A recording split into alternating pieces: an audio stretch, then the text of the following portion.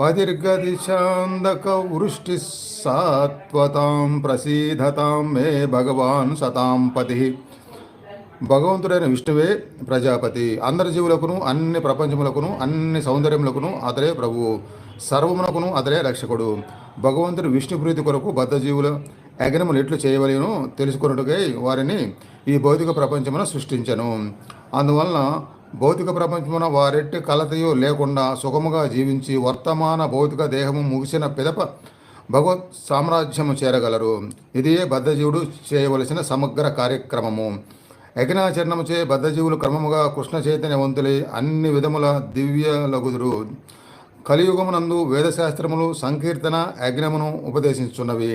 ఈ దివ్య విధానము ఈ యుగమునందలి సర్వమానవ విముక్తికై చైతన్య మహాప్రభుచే ప్రవేశపెట్టబడినది.